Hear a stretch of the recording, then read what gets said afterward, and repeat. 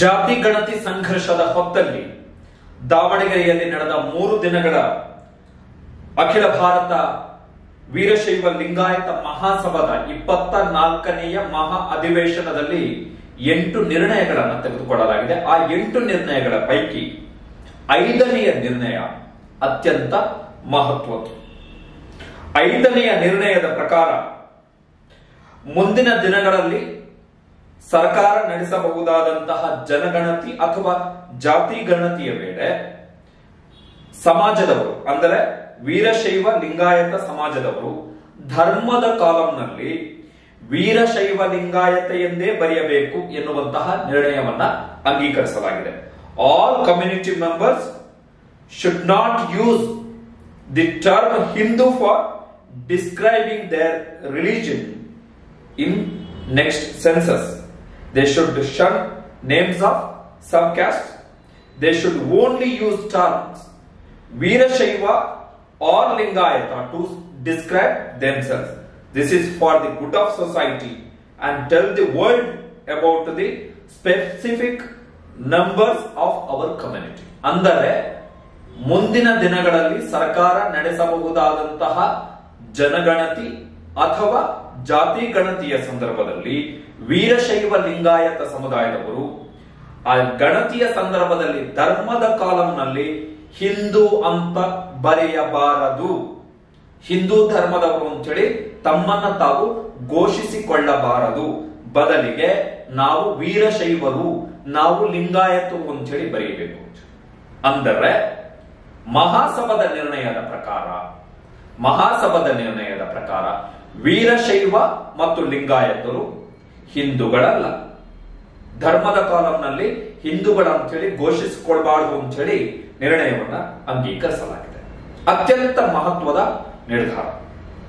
ಕಾರಣ ಯಾಕೆ ಅಂತ ಹೇಳಿದ್ರೆ 2017ರಲ್ಲಿ ಸಿದ್ದರಾಮಯ್ಯನವರು ಮುಖ್ಯಮಂತ್ರಿ ಆಗಿದ್ದಂತಹ ಸಂದರ್ಭದಲ್ಲಿ ಲಿಂಗಾಯತ ಧರ್ಮವನ್ನ ಪ್ರತ್ಯೇಕ ಧರ್ಮವನ್ನಾಗಿ ಘೋಷಣೆ ಮಾಡಬೇಕು ಎನ್ನುವಂತಹ ಹೋರಾಟ ತೀವ್ರಗೊಂಡಿತ್ತು.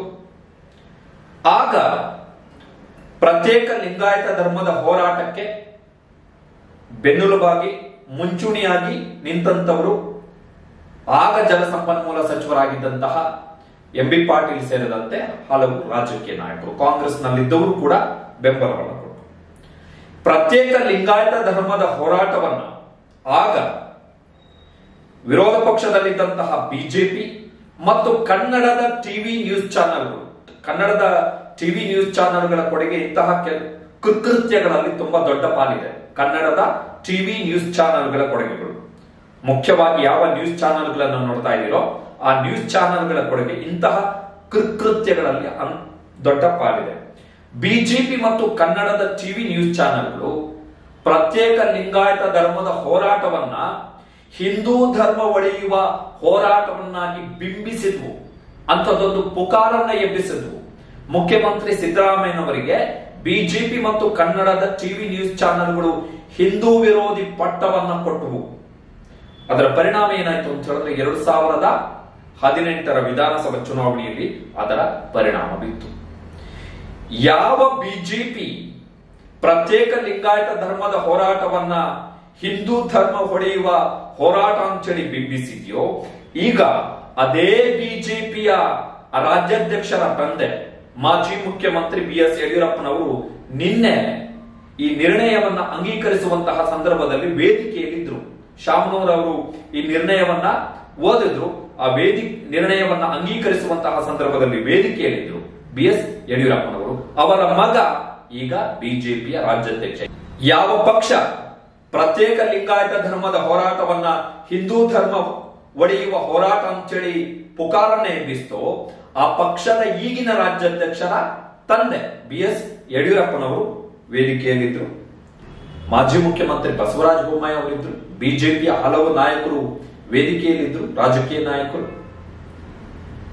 ವೀರಶೈವ ಲಿಂಗಾಯತ ಮಹಾಸಭಾದ ಅಧಿಕೃತ ಮಾಹಿತಿ ಪ್ರಕಾರ, ಅವರ ವೆಬ್ಸೈಟ್ಗೆ ಹೋದ್ರೆ ಅವರ ಪ್ರಕಾರ ದೇಶದಲ್ಲಿ 82,87,000 ಲಿಂಗಾಯತರಿದ್ದಾರೆ.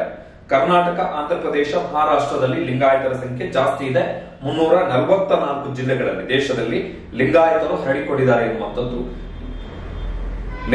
ವೀರಶೈವ ಲಿಂಗಾಯತ ಮಹಾಸಭಾದ ಮಾಹಿತಿ. ಈಗ ಈ ನಿರ್ಣಯ ಅಂಗೀಕರಿಸುವಂತಹ ಸಂದರ್ಭದಲ್ಲಿ ರಾಜಕೀಯ ನಾಯಕರಿದ್ರು ವೇದಿಕೆಯಲ್ಲಿ. BS ಯಡಿಯೂರಪ್ಪನವರಿದ್ರು, ಬಸವರಾಜ ಬೊಮ್ಮಾಯಿ ಅವರಿದ್ರು, ಶಾಮನೂರು ಶಿವಶಂಕರಪ್ಪನವರಿದ್ರು, ಈಶ್ವರ್ ಖಂಡ್ರೆ ಅವರಿದ್ರು, ಜಗದೀಶ್ ಶೆಟ್ಟರ್ ಅವರಿದ್ರು. ವೀರಶೈವ ಲಿಂಗಾಯತರು ಹಿಂದೂಗಳಲ್ಲ. ಇದನ್ನೇ ಯಾರೋ ಸಮಾಜದ ಯಾರೋ ಮುಖಂಡ